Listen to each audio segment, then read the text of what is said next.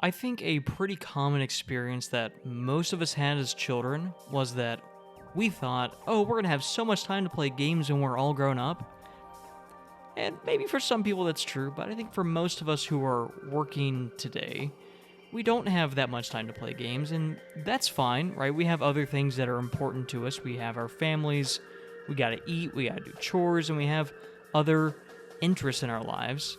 But I do think that there is this magic that comes along with thinking about how we used to play games as a kid, and that might actually help you to be able to play more games in the same amount of time that you have for gaming now. So here are three ideas that I think you can try to implement to play games more like a kid, which will hopefully mean that you play more games in the same amount of time.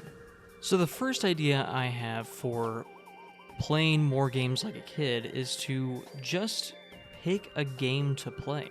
I think as adults, we try to pick the perfect game for the feeling that we have right at that moment, and that just doesn't work for me. Here's the rule I've been going by for the past couple months. If it takes more than 2 or 3 minutes to figure out what to play, just pick a game and then play it and commit to it for that particular play session. Maybe it's 10, 15, 20 minutes, but just pick a game. Because what ends up happening is we'll just stare at the endless void that is either our game shelf or the PS5 or Switch home menu. I mean, I did this all the time. There were multiple times that I can think of where I would get home from work, I would cook, I would clean, I would do chores around the house, be like, okay, I've got 30 minutes or so to play a game. Let me find something to play, and then, I can get ready for bed. And I would spend almost all of that time thinking about, man, what should I play? What's the perfect game for this moment right now? It's like, it doesn't matter. And that just wasted all of the little time that I had for actually playing games. So the big idea here is, don't think too hard about what you play. It's not that big of a deal. Just pick a game and play it. And once you pick a game for that particular gaming session, you don't actually have to make progress during that time. You can just play the game, and that is hopefully fun in and of itself if it's kind of a fun game. So just enjoy the fact that you are spending some time playing a game, relaxing. Don't worry about actually having to make progress to have fun. I used to play Spider-Man 2 on the GameCube all the time, and I just loved swinging around, having a good old time, and sometimes I would just decide, I'm going to climb the Empire State Building and jump off and see how far I can go. Can I make it to Central Park? Who knows? There weren't any achievements for that. It's not part of the story, but I did it, and I had fun. And I've been trying to think about that as I've been playing games more recently. Just being like, I don't have to actually make any progress.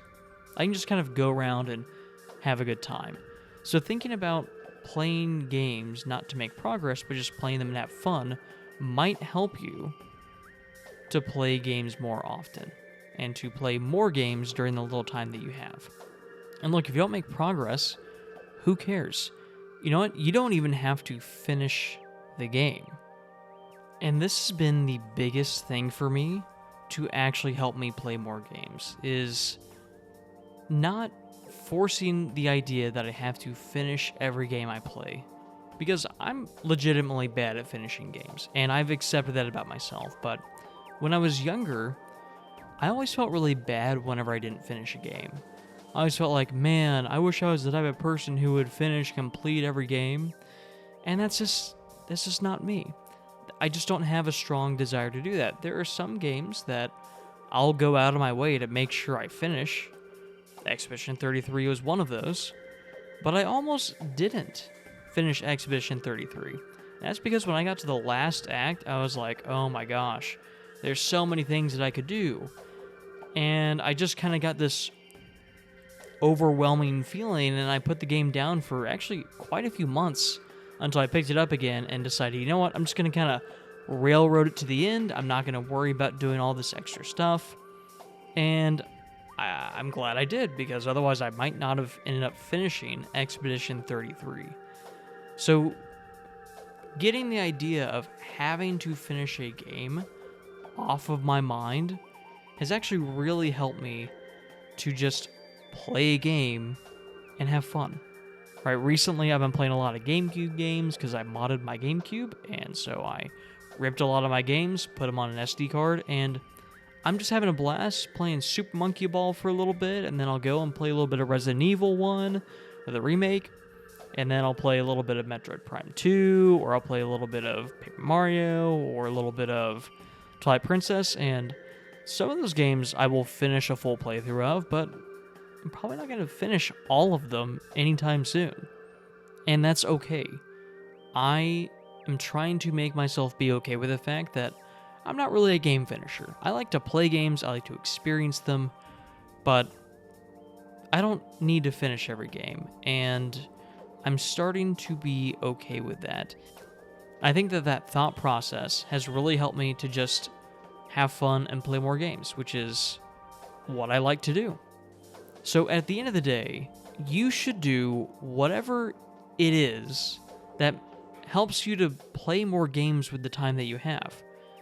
You know, we're not trying to overrule all of our other interests with gaming. That's not necessarily what the goal of this is. The goal of this is to take the time that you already spend to play games and make sure that you're actually using it to play games. Make sure that you are actually having fun with what you're doing. You know, you don't need to force yourself to play a certain game. If you're not having fun with the game, stop playing it. You don't have to finish it. You don't have to play it. And we can't just sit there and look at our shelves and wait for just the angels to come down and tell you, hey, play this game. This is the exact perfect game for you in this very moment right now. I think if we're going to play games as one of our hobbies, as an interest, then we have to just play the game and have fun with it. So those are my thoughts on playing games like a kid again. And hopefully this helped you to find a little bit of that magic you might have had when you played games as a younger child. Go ahead and leave a comment down below on what your ideas are for how you can play games like a kid again. This video actually, or the idea for this video actually came from regular commenter JJ Baldwin when he was talking about his experience of playing games like a kid again. So I'd love to hear from you, and who knows, maybe it'll become a video one day. If you liked the video, give it a thumbs up. If you disliked it, give it a thumbs down. And subscribe if you'd like to see more videos where I'm just kind of talking about gaming as a hobby. Have a great rest of your day, and bye for now.